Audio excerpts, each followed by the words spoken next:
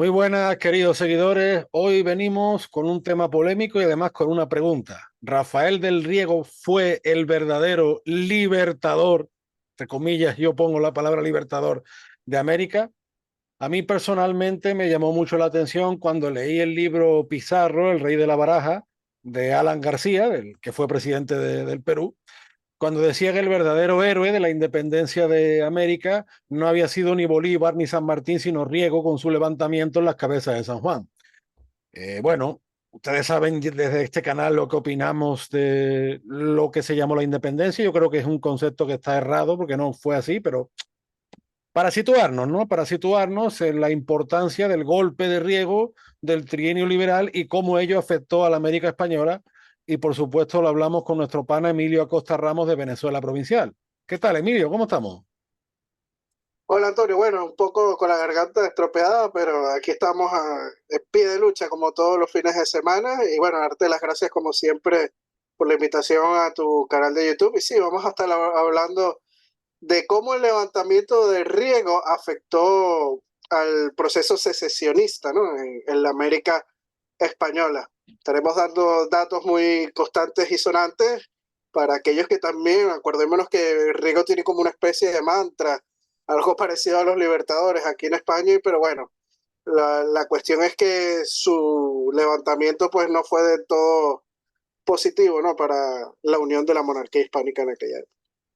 Sí, no, yo creo que Riego, bueno, al hilo de lo que tú decías del dolor de garganta, hay que decirle a nuestros amigos del otro lado del charco que en la península hemos tenido un brusco cambio de tiempo. En los últimos días del verano Ujú.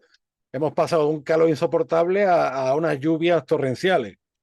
De hecho, parece ser que hoy se va a suspender, por ejemplo, el partido entre el Atlético de Madrid y el Sevilla. En fin, que estamos.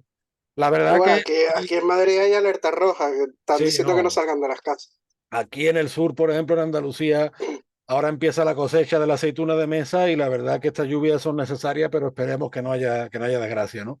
Y entonces por eso Emilio está con la garganta así, entre otras cosas. Que lo que decía Emilio es así, o sea, Riego hay como una especie de mantra, de idolatría, de adoración, que yo creo, Emilio, que aquí se ha intentado buscar pues el sustituto de Bolívar, San Martín o Higgins, ¿no? Y hacer de Riego pues esa figura del siglo XIX, arquetípica, incluso casi divinizada, pero yo creo que con menos éxito en la América española. Aquí la gente no le ha dado tanta bola a Riego, si es verdad que durante el siglo XIX pues se impuso ese discurso, esa narrativa, y que yo veo muchas veces que deberíamos tener un sentido más crítico, porque culpamos en exceso a la América española, pero no nos damos cuenta que aquí en la España europea también tenemos estos mitos, que además no son unos mitos precisamente positivos, porque el siglo XIX, por desgracia, fue un siglo de muchos bandazos. Y bueno, vamos a ver que Riego además fue una persona que murió abjurando de sus ideas, no tuvo una muerte horrible. Yo no voy a hacer apología de la muerte que tuvo Riego, pero en primer lugar, ni los liberales fueron unos santos, ni muchísimo menos. Y en segundo, que es que el mismo Riego murió abjurando de sus ideas. En eso se parece a Miranda, se parece a Bolívar, se parece a San Martín y a todos los llamados libertadores que mueren solos, mueren arrepentidos, mueren peleados con el resto del mundo, ¿no? Y yo creo que Riego pues ha intentado ocupar ese vacío que le queda al discurso liberal español del siglo XIX, pero con relativo poco éxito. Aquí el bicentenario de las Cortes de Cádiz pasó sin mucha, en fin, sin mucha laraca, sin mucho ajetreo. Y hay una cosa que me llama la atención, bueno, muchas cosas me llaman la atención, pero hablando de Riego y lo que supone Riego para América, ese levantamiento de las cabezas de San Juan, que frena la expedición que va a ayudar a los realistas americanos que, a excepción de la expedición de Pablo Murillo, estaban manteniendo la causa realista solos prácticamente. Riego dice una cosa que a mí me parece que es la clave, ¿no? En esa proclama que le hacen las cabezas de San Juan, dice a los soldados, ¿no? Que él frena esa expedición que hubiera venido como el maná a los realistas criollos. Sí, a vosotros os arrebatan del paterno seno para que en lejanos y opuestos climas vayáis a sostener una guerra inútil, que podría fácilmente terminarse con solo reintegrar en sus derechos a la nación española. La Constitución, sí, la Constitución basta para apaciguar a nuestros hermanos de América. Para mí está aquí la clave, Emilio, del tremendo error, de la tremenda ideologización que hicieron los liberales del momento. Y en primer lugar, porque eso era mentira, aquella guerra no estaba siendo inútil. De hecho, sí es verdad que en el Río de la Plata la causa separatista De hecho, los separatistas rioplatenses se habían encargado de matar a todas las figuras realistas posibles, pero en Venezuela y en otras partes de la monarquía española en América, la guerra la estaban perdiendo los secesionistas. Ujú, De hecho, las dos primeras repúblicas venezolanas fueron desbaratadas por los realistas hispanoamericanos. ujú. Entonces, ¿por qué decía esa guerra inútil? ¿Y por qué Riego dice además que la constitución va a apaciguar cuando vemos que además fue todo lo contrario? Pero ojo, no porque lo diga yo, sino porque el mismo Dionisio Inca Yupanqui, un representante peruano en las Cortes de Cádiz, que tuvo un discurso, acordémonos, bien crítico, porque decía que la situación de los indios no era la mejor, después le aconseja al rey Fernando VII en el manifiesto de los persas con otro americano muy ilustre, el novohispano Lardizábal. O sea que eso de que todos los hispanoamericanos eran partidarios de la Constitución, no, hubo hispanoamericanos muy notables, partidarios del poder realista y además que firmaron el manifiesto de los persas. O sea, ojo con esta historia monolítica que nos han querido aquí contar, porque después hay muchos que se quejan, Emilio, de la memoria histórica, pseudo memoria histérica totalitaria que estamos sufriendo hoy en España, porque ellos están manteniendo la misma actitud sobre el siglo XIX. El siglo XIX hispánico es mucho más complejo y requiere de mucha más vista y de muchas más aristas. Perdón que me he extendido demasiado. No, bueno, totalmente de acuerdo con lo que dices, ¿no? Durante la mayor parte de la guerra de secesión, el bando realista tenía favorable el devenir de la misma, ¿no? Venciendo a la Primera y la Segunda República en Venezuela, ¿no? Y en 1815, cuando llega Pablo Morillo, mantuvo, hay que decirlo, el territorio libre, rechazando las incursiones republicanas hasta 1820. Luego se da la firma del armisticio por órdenes de la península, hay que decirlo así también. Y es que recordémonos que en este año 1820 ocurre este golpe letal, el realismo de ganar, que es el alzamiento militar de la península encabezado por Riego. Y también no nos olvidemos de otro actor importante que es el general Antonio Quiroga, que es otro de los cabecillas, ¿no?, de este levantamiento militar, que tuvo como consecuencia, bueno, este establecimiento de un gobierno y una constitución liberal en España. Que acordémonos, Antonio, que este gobierno liberal manda representantes a aquellas provincias rebeldes a negociar y todos los negociadores fracasan. Ninguno de los rebeldes quisieron aceptar la constitución y buscar la paz de esta manera como lo dice Riego en su proclama, ¿no? Sí, sí, sí. Acordémonos también que en marzo Fernando VII es obligado por los militares a convocar las cortes y jurará la constitución de 1812. Estaba prácticamente preso de estos militares, ¿no? Y bueno, se inicia el trienio liberal, ¿no? Y hay un historiador, no sé si se ve esta revista de Despertaferro, que la recomiendo muy, Sí, que se llama Bolívar contra España, y hay un artículo de Julio Albi de la Cuesta muy importante que te lo voy a leer, ¿no? Que habla de este, con tu permiso, Antonio, sí, que claro. habla de este Dime, por cambio Dios, faltaría político y más. negociaciones, ¿no?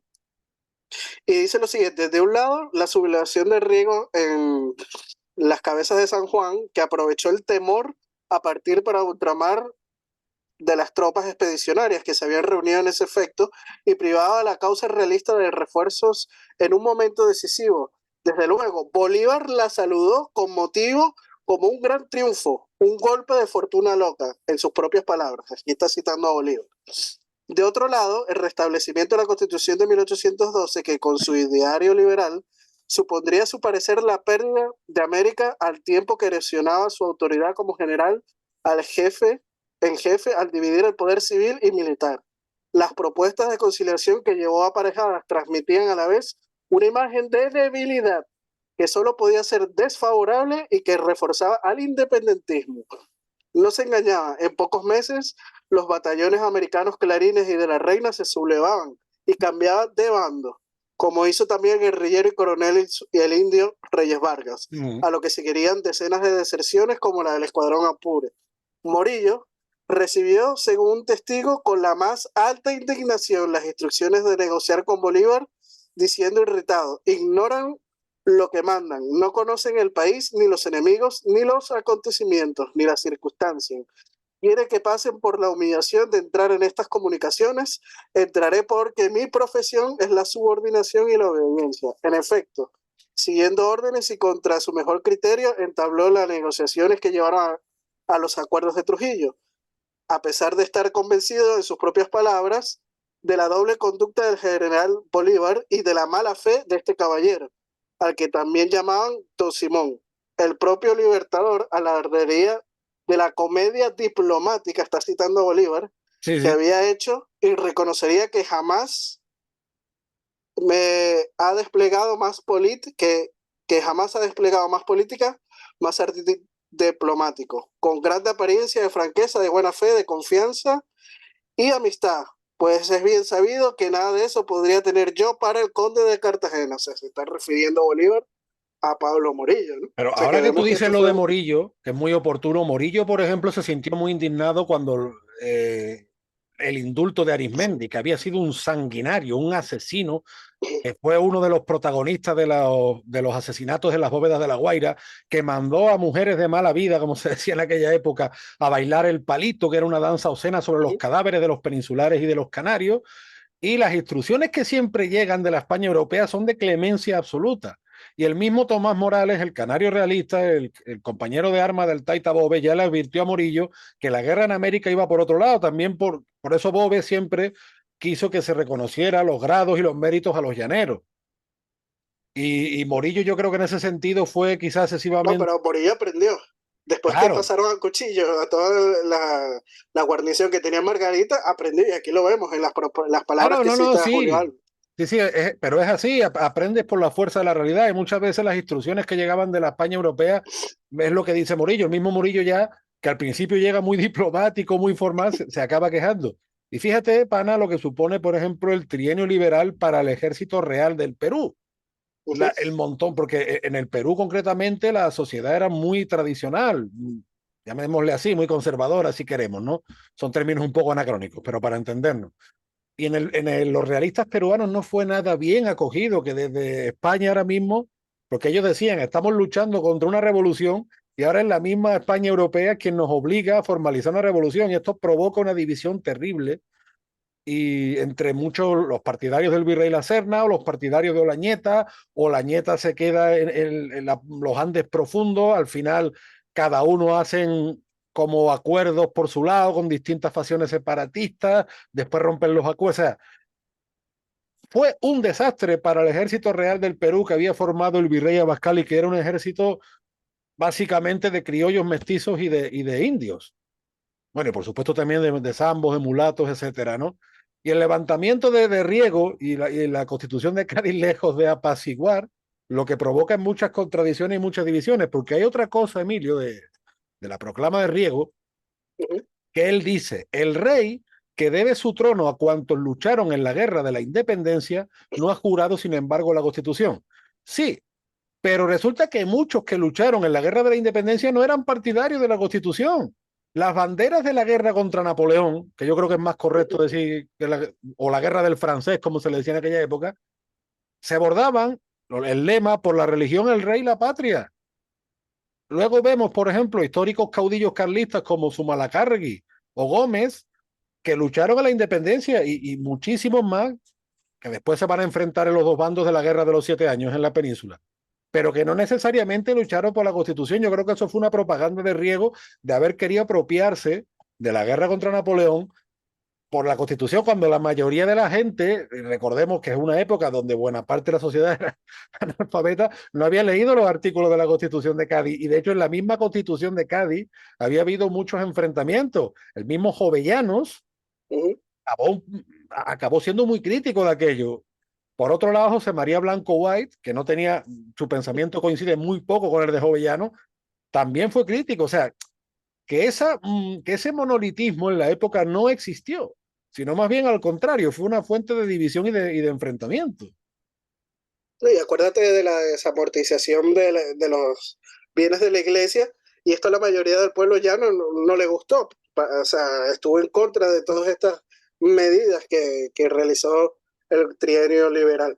Pero bueno, hablando, yendo hacia las consecuencias, ¿no?, que tuvo este levantamiento en América, recordemos que este levantamiento y el establecimiento de un gobierno liberal generó una enorme confusión entre los mismos realistas entre 1820 y 21, ¿no? Y Claro. al respecto cita el testigo de la guerra de independencia, el médico venezolano José Domingo Díaz, lo siguiente. Bajo aquel funesto gobierno que perdió mi patria, no me era posible ya prestarles mis servicios. Me separé de la redacción de la Gaceta que 8 años había estado desempeñando. No hay que dudarlo, aquel funesto gobierno perdió a mi patria y nos envolvió en sus ruinas. Una epidemia pestilencial no propagará tan rápidamente su mortal contagio como aquella fatal constitución. Propagó el que le era particular, hizo desaparecer todos los principios del orden. O sea, está diciendo que en América las noticias no fueron bien recibidas por los No, no, periodistas. O sea, que estaban, acordémonos, en plena lucha contra los insurgentes. Y la mayor parte de los criollos realistas eran partidarios del antiguo régimen y no querían un gobierno liberal. Y el oficial realista Rafael Sevilla Antonio cita en sus memorias del año 1859 cómo fue recibida la constitución liberal en la ciudad de Comaná, al oriente de Venezuela, en 1820. Lo cito. El 2 de mayo se recibió la infusta nueva de la jura de la Constitución en la península y la orden para que enseguida se hiciese igual ceremonia en Cumaná. Al efecto, se formó un tablado en medio de la plaza donde el gobernador, ante la tropa de mar y tierra formada, leyó aquel código el día 3, lo vitoreó, juró e hizo jurar. Gran trabajo costó a los jefes el que la oficialidad y la tropa repitiesen aquellos vivas, pues todos pronosticábamos y preveíamos que con aquel sistema se iba a perder la tierra firme, a costa de tantos sacrificios conservada. La fiesta se llevó a cabo con visible repugnancia, pero sin resistencia. Era preciso obedecer para no quebrantar las severas leyes de la ordenanza y obedecimos como Abraham cuando salió a sacrificar a su hijo. O sea, aquí Sevilla expone que a esta como la principal causa de la pérdida de la guerra para los realistas, ¿no? La constitución liberal. El ideólogo también de la independencia, Antonio Juan Germán Rocio, le escribió también en una carta a Simón Bolívar el 4 de septiembre de 1820 algo muy interesante, te lo cito rápidamente. Dice Juan Germán Rocio, esta es la opinión de los insurgentes. Sí, sí, sí. Al jurarse la Constitución española les hicieron creer que nosotros nos someteríamos a ella. El resultado contrario les indica que somos más fuertes para la repulsa y para seguir la lucha, o que somos ya más poderosos que Morillo y sus comitientes. Y las consecuencias es pasarse a nosotros. Si prosigue el abandono de su partido por los criollos, la España está obligada a hacer la paz. Demoledor, ¿no? Es que por eso te digo que ese discurso monolítico y de querer idolatrar y además otra cosa. Yo ahora estoy viendo el discurso, pana, de muchos neojacobinos, ¿no? Que dicen que la Constitución se hizo en contra de una oligarquía o de las oligarquías locales. Pero bueno, ¿la Constitución la hizo el pueblo acaso? La Constitución o el movimiento liberal lo hizo una oligarquía que estaba muy enquistada en el estamento militar. Es que de verdad, algunos tienen un discurso romántico absolutamente irreal. Es como los discursos de las revoluciones nunca las hace el pueblo. Es decir, la Revolución Francesa, si no hubiera contado con el apoyo de los Orleans, que estaban peleados con su pariente, el rey de Francia, y con los determinados prusianos que le dieron dinero, o la Revolución Rusa, si Lenin no se hubiera pasado por Zurich y si los alemanes no hubieran inyectado dinero porque querían así o creían que le iban a quitar territorio al imperio ruso de aquella época, pero claro, después te lo venden los liberales en el siglo XIX, pero también los bolcheviques en el siglo XX, ¿no? No, los bolcheviques guiaron al pueblo, pero ¿qué pueblo? Si buena parte del pueblo ruso era zarista. Y es curioso, mucha gente que va de racional y que va de sabio omnisciente y tiene un discurso, yo diría que de romanticismo infantil. No, y dice que necesitaron los 100.000 hijos de San Luis para poder quitar la constitución. Es mentira. Habían guerrillas realistas apoyando el antiguo régimen en toda la península. Muy importante lo que tú dices en toda la península, porque siempre se dice, y es verdad que, bueno, Navarra y Cataluña fueron los cuarteles generales de los batallones de voluntarios realistas, pero salieron partidas de toda España. Allí fueron muchas partidas realistas de Sevilla. ¿Y sabes por qué te digo esto, pana? Porque, bueno, aparte de la incomprensión que tenemos de nuestra historia, es que en el siglo XIX empiezan a hacerse localizaciones interesadas, y me explico. Cuando hablamos de la guerra de las comunidades, de los comuneros, siempre pensamos porque fue algo exclusivo de Castilla la Vieja, pero realmente o de los primeros levantamientos comuneros que conocemos. Hace poco lo ponía en boga Alfonso, un historiador malagueño, Alfonso Sánchez, fue en Granada. Y partidas comuneras salieron de Sevilla, de Murcia, de La Coruña. El carlismo siempre te dice, no, el carlismo es algo de vascos y navarros. No, el carlismo surge en Talavera de la Reina. Buena parte, por no decir la mayor parte de los soldados de Maroto, cuando firma el abrazo de Vergara con Espartero, eran castellanos y leoneses, no eran vascos.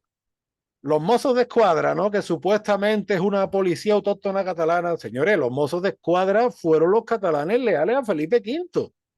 Entonces, en el siglo XIX, todos estos romanticismos que también van a la figura de Riego, y no digamos ya con los llamados libertadores de la América Española, surgen toda esta mitología, además de localización interesada, que está confundiendo nuestra historia. Y otra localización interesada, el presentar esto, pana, como una guerra de europeos contra criollos. Los criollos discriminados frente a los europeos acaparadores.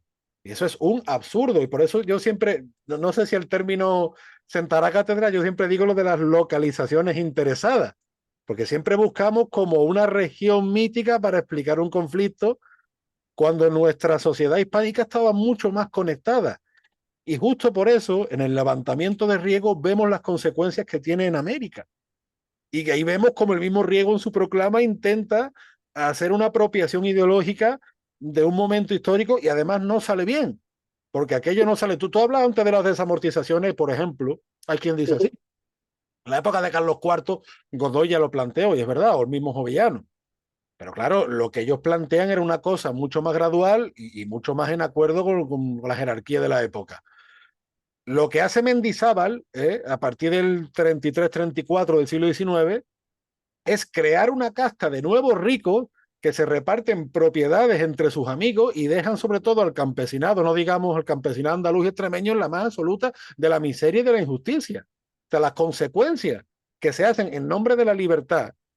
Luego eso por no hablar de la intromisión inglesa en una época de debilidad absoluta de española, de continuos enfrentamientos civiles. Tú sabes que las minas de Huelva, por ejemplo, que están aquí a un paso, fueron propiedad de los británicos hasta hace 3 días, por eso Huelva es la cuna del fútbol en España.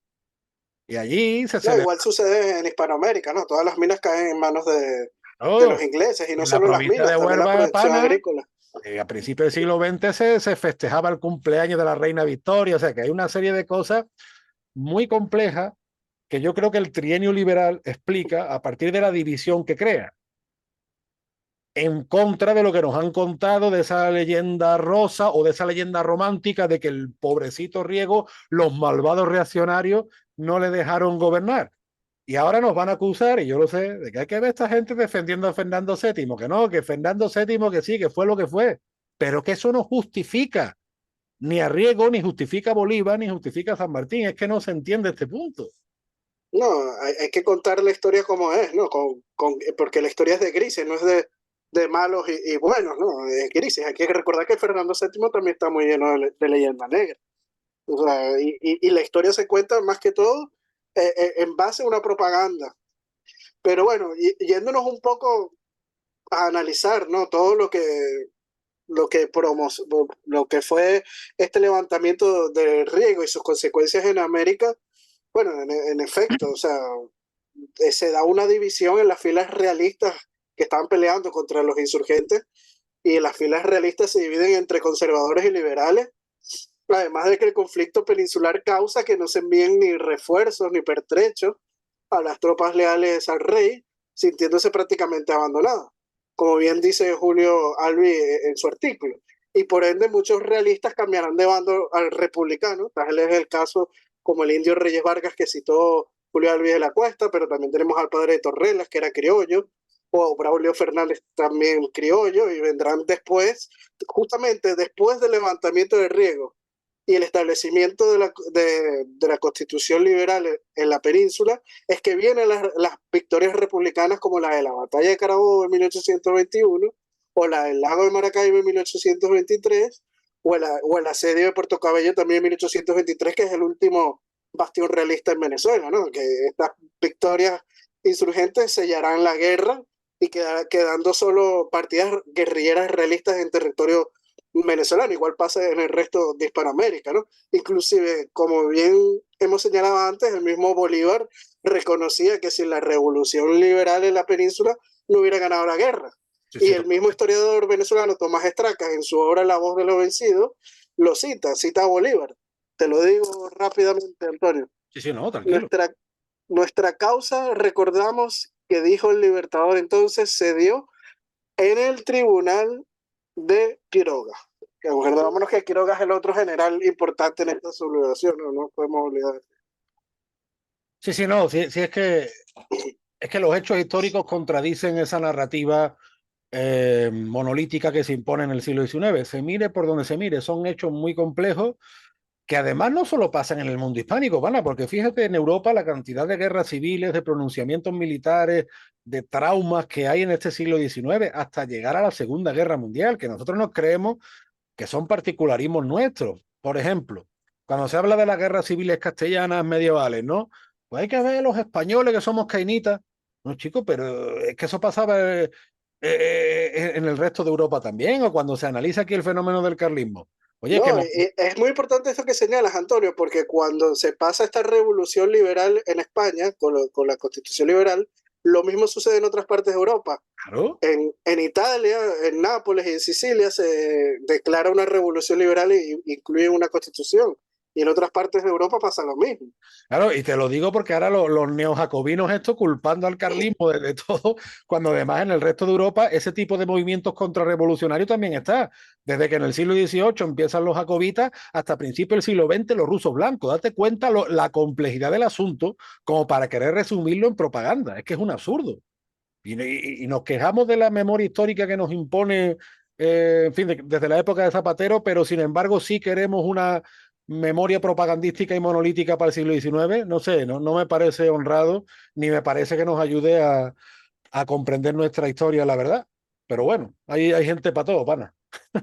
Sí, bueno, hay que tratar de contar la historia como es, ¿no? Con sus grises y que lamentablemente pues esto resultó negativamente pues en el colapso de la monarquía hispánica, ¿no? A partir de aquí pues colapsará la monarquía hispánica quedando solamente Cuba y Puerto Rico, ¿no? Y Filipinas y ya en España también se darán unas un siglo XIX totalmente violento, ¿no? Igual en Hispanoamérica con revoluciones y guerras civiles también entre conservadores y liberales, ¿no? Lo vemos no solo en España, Y en Hispanoamérica también. date cuenta que los movimientos separatistas que surgen en América surgen además de querer imitar ideas revolucionarias. Y lo que estamos viviendo en España ahora es tres cuartos de lo mismo, porque a veces se acusa de que los separatistas acuden a ideas reaccionarias. En verdad, no, los separatistas acuden a ideas románticas revolucionarias, mal imitando especialmente esas ideas que surgen en Alemania y en otros países, porque los movimientos contrarrevolucionarios no hablaban de la libre autodeterminación ni hablaban del racismo, o sea, eso es algo que ellos incluyen a partir de movimientos revolucionarios extranjeros. Y estamos viviendo un proceso que no estamos entendiendo, yo creo, pana, porque no entendemos bien nuestra historia. Y si tú no entiendes bien nuestra historia, no entiendes bien lo que pasa en el presente y vas a arruinar el futuro. Dicen, pana, volviendo un poco a nuestro tema, que esa expedición de refresco a los realistas americanos tenía más interés en México, ¿no? Y sí es verdad que con Fernando VII se vivió otro momento de intentar recuperar la Nueva España, que fue infructuoso siempre de la guerra de Cuba, por eso Bolívar siempre temía tanto que Cuba y Puerto Rico permaneciesen con la España europea. Sí es verdad que parece ser que ya en aquella época la monarquía hispánica estaba más centrada a lo mejor en lo que pasaba en Venezuela, la Nueva Granada y en la Nueva España, y no digamos en el Perú antes que en el Río de la Plata. El Río de la Plata como que se había dejado ya un poco de lado y bueno, pues al final lo que tú dices, al final esto fue un masazo, fue para la psicología de los realistas americanos fue terrible y por desgracia se consumó la tragedia, se consumó nuestra división y nadie salió beneficiado, nadie, porque todos los nuevos países, incluida la España europea, pues salimos perjudicados por esto, en fin, que fue beneficio para la geopolítica de otros, pero para nosotros fue, en fin, y hasta Y hoy. fue el Y yo, colapso del un sistema. colapso y yo creo que deberíamos aprender de nuestros errores y en el siglo XXI transitar, yo creo que es justo el camino contrario al que estamos transitando ahora, que también hubiera pasado hace 200 años, porque es como te has dicho en otras ocasiones, Emilio, los ingleses y los norteamericanos se pelearon, pero llegó un momento que entendieron que, bueno, ya Sí, fue, ya ya la guerra pasó. pasó, es hora de unir sus intereses, ¿no? Bueno, a ver cuando nosotros llegamos a eso, ¿no, pana? Esperemos que sea pronto, ¿no? Para eso tratamos de contar siempre la verdad histórica y de tratar de limar asperezas en lo que nos separa y buscar más lo que nos une, ¿no? Bueno, pues como siempre, querido pana, un placer tratar estos temas contigo. Este va a ser un tema polémico, que Dios nos coja confesado. Desde este canal siempre recomendamos que sigan las redes de Emilio Acosta Ramos, de Venezuela Provincial. Venezuela Provincial está en Facebook, en YouTube, en Instagram. Emilio está muy activo con los artículos, de vez en cuando se pelea con el mundo, Camino de Guanajuato, en fin, ese tipo de cosas. Así es, a llorar allá con las momias de Guanajuato, ¿no? Si se pone a llorar, se trata de debatir siempre bajo el mismo respeto, ¿no? Y bueno, también recomendarle a los seguidores de Venezuela Provincial seguir a Antonio Moreno Ruiz en sus redes sociales, en YouTube, suscribirse a su canal, igual al de Venezuela Provincial. En las redes sociales está en Twitter como un andaluz indiano, en Facebook como página oficial de Antonio Moreno Ruiz. Si les gustó este video, darle me gusta y compartirlo para así llegar a más público y no dejen de apoyarnos en nuestro proyecto de divulgación histórica a través de Patreon. Con tan solo €1 pues ya nos ayudan en este proyecto de investigación histórica. Aprovechamos, Antonio, para enviarles un fuerte saludo y abrazo a nuestros mecenas como lo son Gabriela Arrieta, Ángel Suárez, Juan Cristóbal García, Lomeli Sam, Domingo González, Daniel Sierra, Miguel Curvelo y Mario Pérez. Y también Para mi amigo y paisano Fran García, por supuesto, siempre con nuestra gente. Muchísimas gracias por apoyarnos y bueno, la semana que viene, Dios mediante, pana, volvemos con más madera hispánica, con más temas. así es, venimos con más temas que nos unen históricamente y culturalmente. Por supuesto que sí, hay que buscar lo que nos une, que es mucho más que lo que nos separa. Así que te mando un fuerte abrazo desde el puerto y la puerta de las Indias. Y yo otro desde la Villa y Corte de Madrid, Antonio. Hasta la próxima. Chao, chao.